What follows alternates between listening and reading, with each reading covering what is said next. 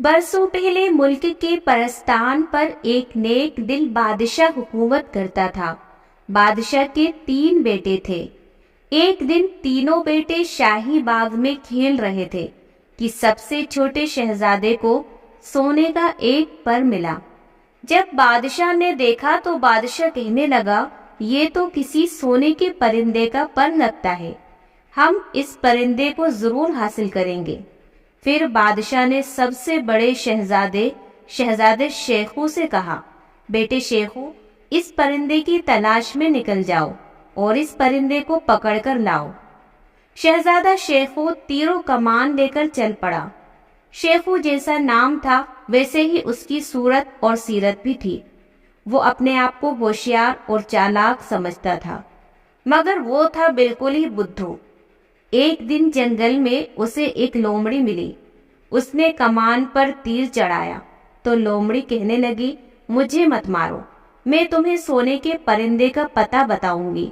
اور وہ لومڑی کہنے لگی، یہ پر جو تمہارے پاس ہے یہ ایک سنہری فاختہ کا پر ہے جو خوش قسمت لوگوں کے ہاتھ ہی لگتی ہے۔ سنہری فاختہ کا ذکر سن کر شیخو چونکا اور لومڑی کو گھورنے لگا۔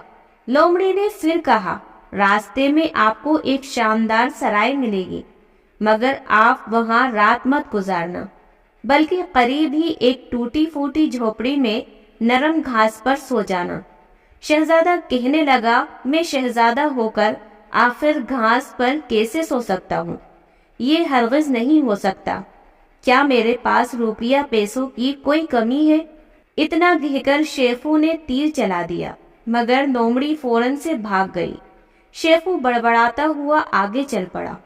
راستے میں اسے وہی سرائے ملی جس کے بارے میں اسے اس لومڑی نے بتایا تھا۔ رات گزارنے کے بعد وہ سرائے کے اندر داخل ہوا۔ سرائے میں ناچ گانا چل رہا تھا اور لوگ شراب پی رہے تھے۔ شیخو نے بھی شراب پی لی اور پھر ناچ گانے میں ایسا مست ہوا کہ وہ اپنا کام ہی بھول گیا جس مقصد کے تحت وہ آیا تھا۔ اس طرح کافی دن ہی گزر گئے، مگر شہزادہ شیخو سنہری فاختہ واپس لے کر نہیں لوٹتا بھی کیسے؟ وہ تو سرائے میں رنگ رلیاں منا رہا تھا۔ اب بادشاہ نے اپنے دوسرے شہزادے سالار سے کہا، بیٹے اب تم جاؤ اور سونے کا پرندہ تلاش کر کے لاؤ۔ شہزادہ سالار کہنے لگا، ابا جان، میں شیخو بھائی جان سے زیادہ عقل مند اور ہوشیار آدمی ہوں، میں وہ پرندہ ضرور حاصل کر کے رہوں گا۔ بادشاہ نے اپنے بیٹے کو خوب دعائیں دی اور پھر اسے رخصت کر دیا۔ شہزادہ سالار بھی تیر کمان لے کر نکل پڑا۔ جنگل میں اسے وہی لومڑی ملی جو شہزادہ شیخو کو ملی تھی۔ لومڑی نے شہزادہ سالار کو بھی وہی سرائے کا پتہ بتایا اور اسے بھی جھوپڑی میں سونے کا مشورہ دیا، مگر لومڑی کی بات سن کر شہزادہ سالار کو بڑا غصہ آیا۔ اس نے فوراً تیر کمان اٹھایا اور لومڑی پر چلاتے ہوئے کہنے لگا، شہزاد سے مذاق کرنے کی یہی سزا ہوتی ہے۔ مگر تیر ضائع ہو گیا اور وہ لومڑی وہاں سے بھاگ گئی۔ آگے چل کر شہزادہ سالار کا بھی وہی حشر ہوا جو شہزادے شیخو کا ہوا تھا۔ وہ بھی سرائے میں جا کر رنگ رلیاں منانے اور شراب کے نشے میں مست ہونے لگا۔ اب تو وہ 1 سے 2 ہو گئے تھے۔ بھائی سرائے میں خوب موج اڑانے لگے۔ اب تیسرے اور سب سے چھوٹے شہزادے کی باری تھی۔ اس نے بادشاہ سے ایک دن کہا، ابا جان، آپ مجھے پرندے کی تلاش میں جانے دیجیے۔ تو بادشاہ سلامت نے کہا، میرے پیارے بیٹے، تم اپنے بھائیوں سے زیادہ عقل مند اور ہوشیار نہیں ہو۔ جب وہ دونوں پرندہ لانے میں ناکام رہے ہیں تو تم کیا کر سکتے ہو؟ مگر نیک وقت شہزادے نے کہا، بادشاہ سلامت، آپ مجھے اجازت تو دیں، دیکھنا پھر میں کیا کرتا ہوں۔ آخر بادشاہ نے اپنے چھوٹے بیٹے کو جانے کی اجازت دے دی۔ شہزادہ مہم پر روانہ ہو گیا۔ شہزادہ بڑا خوبصورت اور رحم دل انسان تھا۔ وہ اپنے بھائیوں کی طرح جلد باز اور دھوکے باز نہیں تھا۔ وہ جنگل سے گزر رہا تھا کہ وہی لومڑی اسے دیکھ کر دوڑنے بھاگنے لگی۔ شہزادے نے کہا، ڈرو نہیں، میں تمہیں تکلیف نہیں پہنچاؤں گا۔ یہ سن کر لومڑی رک گئی۔ پھر اس نے ایک وقت شہزادے کو بھی وہی سرائے کا راستہ بتا کر झोपड़ी में सोने का मशवरा दिया। लोमड़ी की बात सुनकर प्यारा शहजादा आगे चल पड़ा। रास्ते में उसे वही सराय मिली, मगर सराय में जाने के बजाय उस प्यारे शहजादे ने करीब की झोपड़ी में घास फूस के ऊपर सोकर रात गुजार दी। सुबह जब वो सोकर उठा तो उसने अपने सामने उसी जंगल वाली लोमड़ी को पाया। लोमड़ी बोली, अब मैं तुम्हें सुनहरी फाख्ता का पता बताती हूँ। यहाँ से 100 मील दूर मशरिक की जानिब एक किला वाक़ है। वहीं एक कमरे में लकड़ी के पिंजरे में ये सुनहरी फाख्ता कैद है। करीब ही सोने का पिंजरा भी रखा हुआ है। मगर याद रखना प्यारे शहजादे, सुनहरी फाख्ता को सोने के पिंजरे में मत रखना, वरना तुम मुश्किल में पड़ जाओगे और वहाँ पर बड़ा सख्त पहरा होता है। बड़ी होशियारी से काम लेना। शहजादा बोला, मगर मैं इतनी दूर जाऊंगा कैसे? तो लोमड़ी कहने लगी, आप मेरी पीठ पर सवार हो जाएं, मैं आपको वहां तक पहुंचा दूंगी। शहजादा लोमड़ी की पीठ पर बैठ गया और लोमड़ी हवा में उड़ने लगी। किले के करीब पहुंचकर शहजादे को नीचे उतार कर वहां से चली गई। उस वक्त रात हो गई थी, पहरेदार सोए पड़े थे। नेक वक्त वो शहजादा चुपके से उस किले में दाखिल हुआ और तलाश करता करता आखिर उस कमरे में पहुंचा जहां वो सुनहरी फाख्ता रखी हुई थी। सुनहरी फाख्ता इतनी खूबसूरत थी कि शहजादा लोमड़ी की नसीहत को ही भूल गया। उसने दिल में कहा, इतना खूबसूरत परिंदा और ऐसे गंदे से पिंजरे में कैद है, इसे तो मैं सोने के पिंजरे में रख कर ले जाऊंगा। जो ही शहजादे ने सुनहरी फाख्ता को सोने के पिंजरे में डाला तो वो शोर मचाने लगी, जोर जोर से चिल्लाने लगी, चोर चोर बचाओ बचाओ।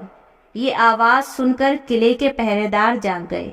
उन्होंने शहजादे को गिरफ्तार करके किले के नवाब के सामने पेश कर दिया।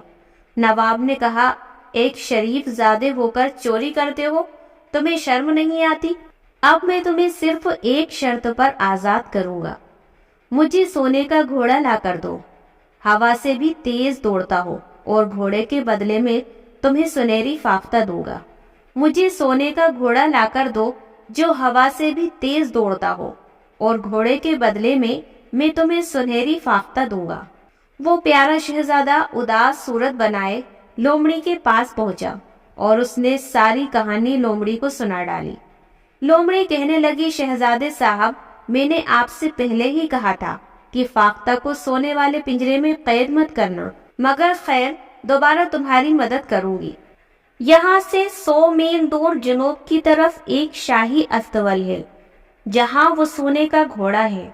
उसकी पीठ पर चमड़े की ज़ेन रखी होगी, करीब ही सोने की ज़ेन भी रखी होगी। मगर अब की बार भी याद रखना कि सोने की ज़ेन को हाथ भी मत लगाना, वरना तुम मुसीबत में पड़ जाओगे। शहजादे ने वादा किया कि वो लोमड़ी के कहने के मुताबिक अमल करेगा। लोमड़ी उसे पीठ पर बिठाकर उड़ने लगी। दोनों ने बड़े बड़े मैदान, समंदर और पहाड़ पार किए। जब वो दोनों शाही अस्तबल के पास पहुंचे तो रात हो चुकी थी। पहरेदार गहरी नींद में सोए हुए थे। शहजादा चुपके से शाही अस्तबल में दाखिल हुआ तो उसने देखा वहां सोने का घोड़ा मौजूद था। सुनहरे घोड़े की चमक दमक देखकर शहजादा एक बार फिर से लोमड़ी की नसीहत को भूल गया। दिल में कहने लगा, कैसा शानदार घोड़ा है, मगर ये चमड़े की ज़ेन तो ऐसी ही बेकार सी है। मैं तो घोड़े को सोने की ज़ेन ही पहनाऊंगा। ये सोचकर शहजादे ने सोने की ज़ेन को हाथ लगाया तो ज़ेन को हाथ लगाते ही घोड़ा एकदम से बदक गया और चिल्लाने लगा, चोर चोर बचाओ बचाओ। घोड़े की आवाज सुनकर पहरेदार जाग उठे। शहजादे को गिरफ्तार करके उन्होंने बादशाह के सामने पेश कर दिया। बादशाह ने कहा, सूरत से तो आप शरीफ मालूम होते हो, मगर अफसोस कि चोरी जैसा बुरा काम भी करते हो। एक शर्त पर मैं तुम्हें छोड़ सकता हूँ, मुझे शहजादी नेक परवीन ला कर दो, जिसे एक बहुत खतरनाक देव ने सोने के महल में कैद कर रखा है। शहजादी के बदले में तुम्हें सोने का घोड़ा मिल जाएगा। शहजादा बेचारा उदास और परेशान बाहर निकला और एक जगह बैठकर पछताने लगा। इतने में लोमड़ी आई। शहजादे ने लोमड़ी को सारा किस्सा सुना दिया। لومڑی کہنے لگی گھبراؤ مت، میں تمہاری مدد کرنے کے لیے تیار ہوں۔ یہاں سے 100 میل دور مغرب کی طرف سونے کا محل ہے، اسی محل میں دیو نے نیک پروین شہزادی کو قید کر رکھا ہے اور وہ خوشی سے تمہارے ساتھ چلنے کو تیار ہو جائے گی، مگر یاد رکھنا شہزادی کسی کو بھی الوداع کہنے نہ پائے ورنہ بڑی مصیبت میں پڑ جاؤ گے۔ لومڑی نے اتنا کہا اور شہزادے کو اپنی پیٹھ پر بٹھایا اور وہ اڑنے لگی۔ وہ دونوں بڑے بڑے میدان، اونچے اونچے پہاڑ اور ندیاں اور سمندر پار کرتے ہوئے آخر رات کے وقت سونے کے محل کے پاس پہنچ گئے۔ پہرے دار مزے سے خراٹے لے رہے تھے۔ شہزادہ چپکے سے نیچے اترا اور سونے کے محل میں داخل ہو گیا۔ کسی کو کانوں کان خبر بھی نہیں ہوئی۔ جلد ہی اسے محل میں شہزادی نیک پروین بھی مل گئی۔ شہزادی کو دیکھ کر شہزادے نے کہا ڈرو نہیں، میں تمہیں آزاد کرانے کے لیے آیا ہوں۔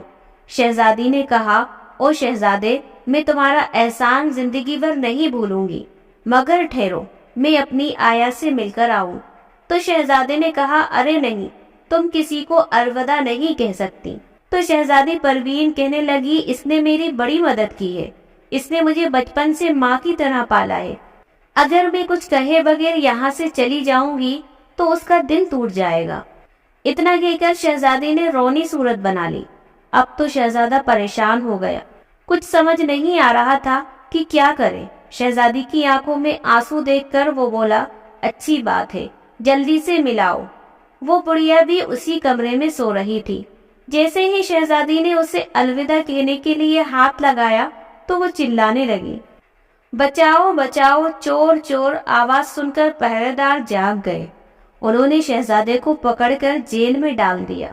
جیل میں بیٹھا شہزادہ ہر وقت پچھتاتا رہتا تھا، افسوس کہ میں نے لومڑی کا کہنا ایک بار پھر سے نہیں مانا اور مجھے یہ دن بھی دیکھنا پڑا۔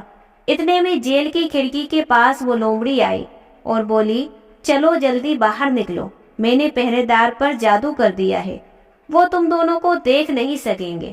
شہزادہ دوبارہ شہزادی کے کمرے میں گیا اور بولا چلو میرے ساتھ، چپ چاپ نکل چلو۔